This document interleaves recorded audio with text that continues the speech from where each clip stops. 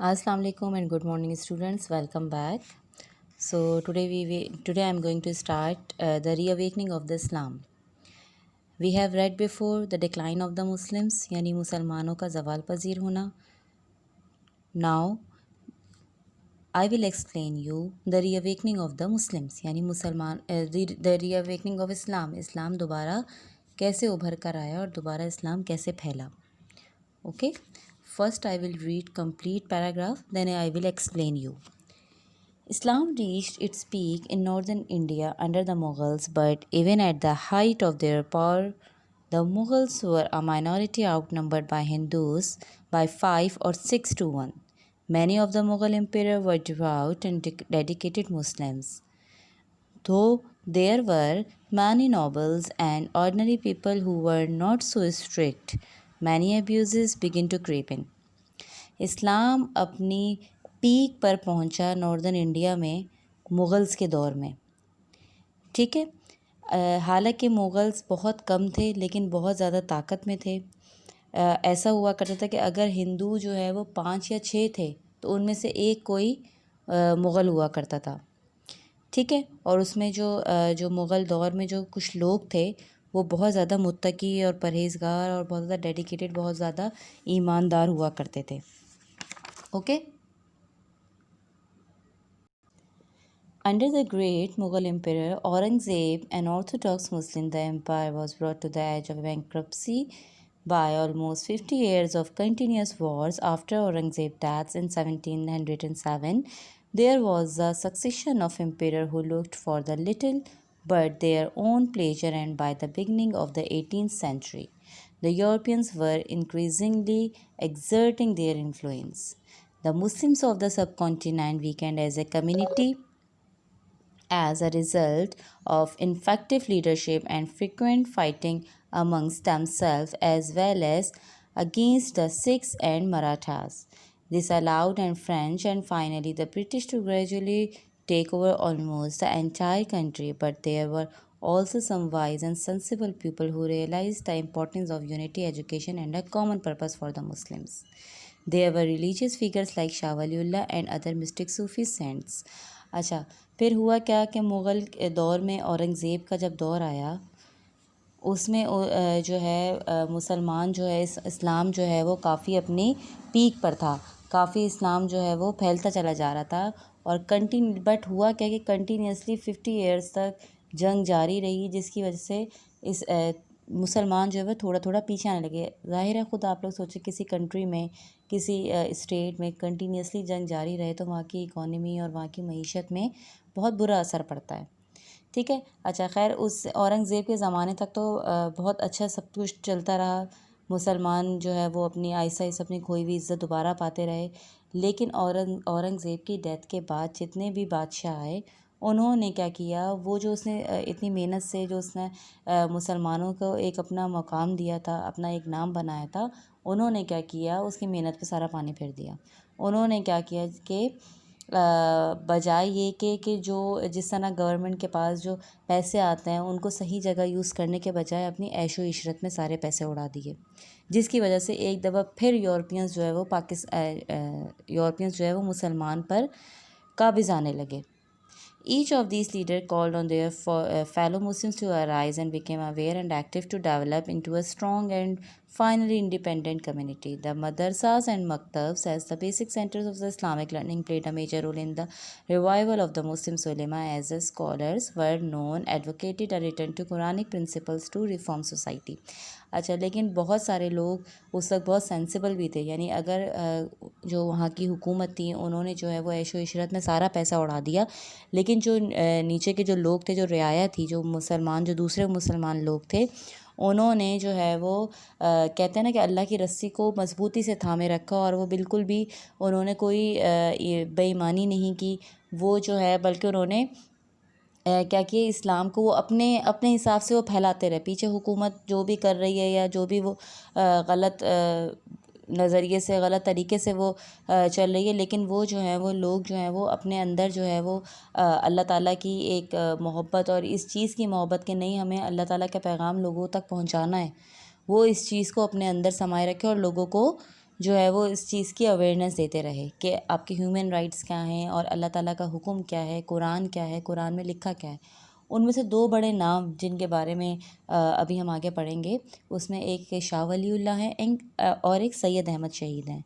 शाह वलीउल्लाह और सैयद अहमद शहीद का बहुत इम्पोर्टेंट रोल है इस्लाम को फैलाने में। जैसे शाह वलीउल्लाह की तो डेथ नॉर्मल डेथ हुई थी जैसे, लेकिन जो सैयद अहमद शहीद थे इनको शहीद किया गया था। अभी हम आगे सैयद अहमद शहीद के बारे, जब भी उनके नाम के आगे सैयद अहमद शहीद लगता है, अभी मैं आके सैयद अहमद शहीद रीड करूँगी तो फिर आपको एक्सप्लेन करूँगी। Okay, now come to the next heading, Shah Waliullah. Shah Waliullah was born into a strict religious family, his father being a teacher at a madrasa in Delhi. Waliullah was educated here and later went on to study in Makkah. When he returned 14 years later, 1732, the Muslim situation was even worse and they were deeply divided. People had different ideas of what the religion really meant, largely because the Holy Quran was in Arabic, and as most people did not know the language, they had to believe whatever their leaders and preachers told them. Waliullah translated the Holy Quran into Persian, which was understood by most educated people at the time. Okay अच्छा, शाह वलीउल्लाह की पैदाइश का सन है 1703 और उनकी death हुई है 1762 में। शाह वलीउल्लाह एक बहुत रिलीजियस फैमिली में पैदा हुए और उनके फादर जो थे वो दिल्ली में मदरसे के एक टीचर हुआ करते थे। तो शाह वलीउल्लाह ने वहीं से तालीम हासिल की और मज़ीद तालीम हासिल करने के लिए वो मक्का चले गए। 14 साल के बाद जब वो वापस लौटे, they are talking about 1732, the Muslim situation was even very worse, यानी मुसलमानों की सिचुएशन बहुत वर्स हो चुकी थी। इसकी वजह क्या थी? मुसलमान फ़िरक़ों में डिवाइड हो चुके थे। जब उन्होंने मालूम किया कि ऐसा क्यों है तो पता चला कि कुरान तो बेसिकली अरबिक में है ना, जैसे हम पाकिस्तानी, हमारी मदर टंग है उर्दू, तो जब हमें कुरान को समझना होगा तो हम किस तरह समझेंगे? उसकी ट्रांसलेशन उर्दू में पढ़ के समझेंगे। तो अगर हमें उर्दू में नहीं अरबिक में ही अरबिक हम पढ़ेंगे तो हमें समझ नहीं आएगा। फिर हम किसी और से बात करेंगे, उसको भी इतनी ज़्यादा नहीं आती होगी, उसको जितनी समझ आती होगी वो उतनी बता देगा। तो हुआ ये कि उन्होंने जब मालूम किया, उनको ये पता चला कि जो कुरान है उसकी ट्रांसलेट नहीं किया गया है। अगर कुरान को पर्शिया के लोग पढ़ रहे तो उसको पर्शियन लैंग्वेज में ट्रांसलेट कर देना चाहिए ताकि वो कुरान की तालीमात को सही तरीके से समझ तो सकें। हुआ ये कि वहाँ कुछ लोग जो कुछ मुसलमान थे, उनको जितना समझ आता था वो उतना जो है वो मैसेज कन्वे कर दिया करते थे, कुछ सही कर दिया करते थे, कुछ गलत कर दिया करते थे। तो जिसकी वजह से मुसलमानों की हालत बदतर से बदतर होती चली जा रही थी।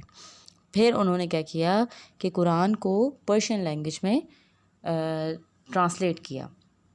His son later translated into, फिर इनके जो बेटे थे उसने कुरान को उर्दू में ट्रांसलेट किया so that it could be read by many more. Waliullah believe that if people could read Allah's words for themselves they would unite in one faith. यानी शाह वलीउल्लाह का ये सोच थी, उनका ये बिलीव था, उनका ये यकीन था कि अगर मुसलमान कुरान को सही तरीके से समझ सकें तो सारे मुसलमान जो है वो एक जगह हो सकते हैं, अगर वो अल्लाह ताला की किताब को सही तरीके से समझ सकें।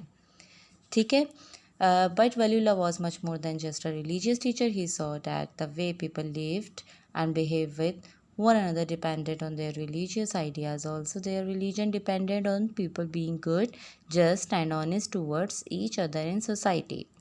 As well as being a philosopher, he is showing how Islam and general way of life depended on one another. Waliullah was a very practical man who realized that the great differences between the rich and the poor and the dishonesty of many traders discouraged many people from obeying some of the laws of Islam.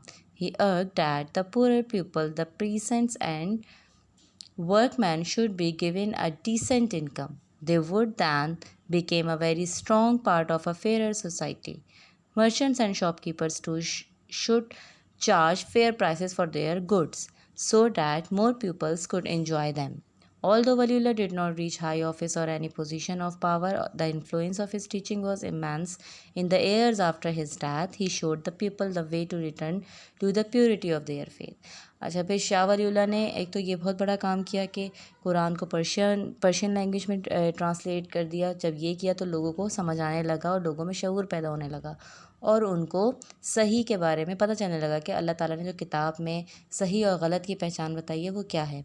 दूसरा, उन्होंने लोगों से ये कहा, लोगों को ये बात समझाई कि आप जो चीज़ ख़रीदते हैं, बेसिकली अगर कोई बंदा कोई चीज़ ख़रीदता है 10 रुपये में और दुकानदार उसको 12 या 15 या 20 रुपये में बेचता है, तो ये उसका प्रॉफिट होता है।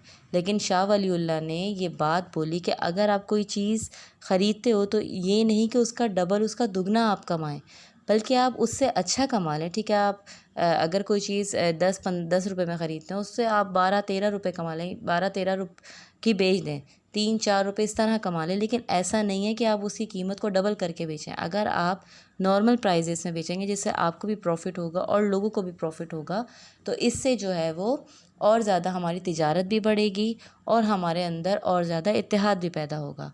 तो उनका ये नज़रिया था, उनका ये नुक्ता था कि इस चीज़ पे बहुत ज़्यादा मुसलमानों को फ़ोकस करना चाहिए। इसके अलावा उनको बहुत हाई ऑफिस और किसी ऐसी पोजीशन तक नहीं पहुँचे। उनका सिर्फ इन्फ्लुएंस क्या था कि जो है मुसलमानों को ये बात समझा सकें कि एक अल्लाह ताला की किताब है, उसको समझें, उसकी तालीमात को समझें, तो ही मुसलमान एक हो सकते हैं। और दुनिया के मुसलमान अगर एक हो जाएं तो बड़ी से बड़ी ताकत नॉन मुस्लिम की मुसलमानों को हिला नहीं सकती। ओके, नाउ जो सेकंड कैरेक्टर है वो सैयद अहमद शहीद का है। सैयद अहमद शहीद का बहुत बड़ा कैरेक्टर है इस्लाम में, and he was born in 1786 and died in 1831। While Waliullah was a thinker, Sayyid Ahmad Shahid was a man of action. Waliullah अगर थिंकर थे, सोचते थे, तो सैयद अहमद शहीद उसको कर दिया करते थे।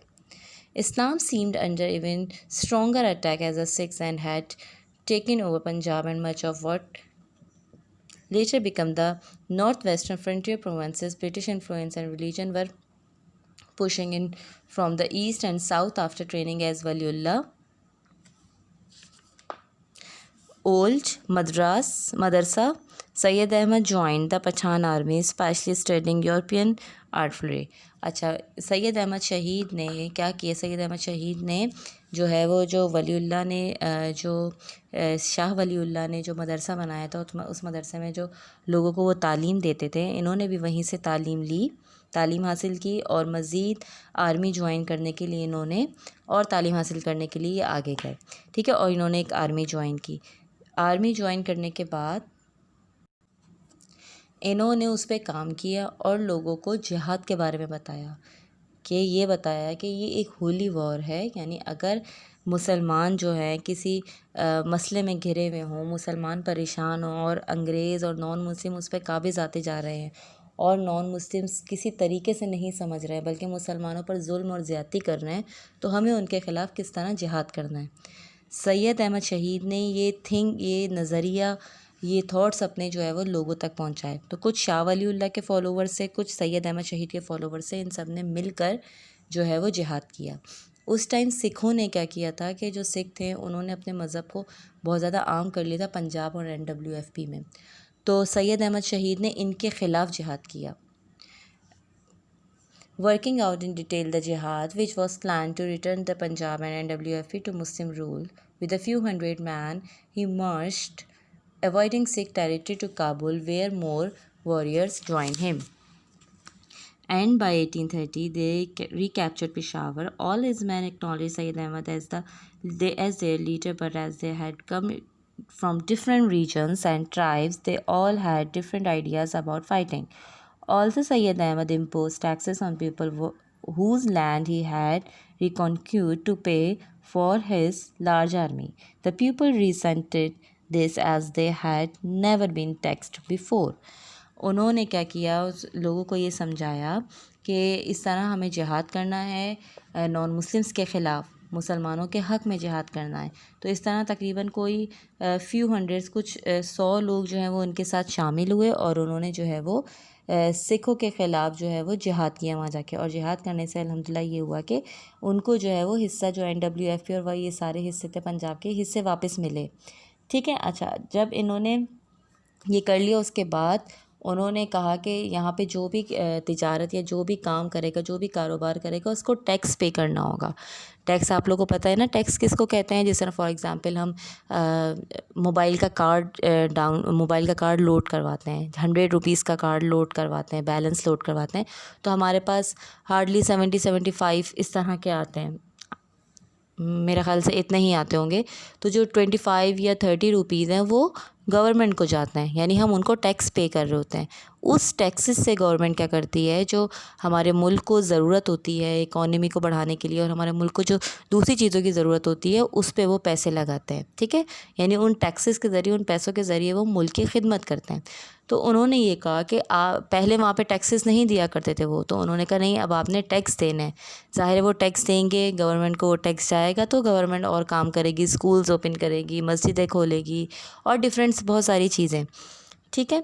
अच्छा, the chief of Peshawar Yar Mohammad who pretended to be Syed Ahmad tried to kill him, and in desperate battle with the Sikhs took his army away. Hoping that Sayyid Ahmad would be killed, he did not die, however, but was forced to retreat to Balakot to try and liberate Kashmir. Here, some territory showed the Sikhs an under-defended gate to the town. They attacked and Sayyid Ahmad was killed in the fighting. This was the effective end of the jihad movement at the time.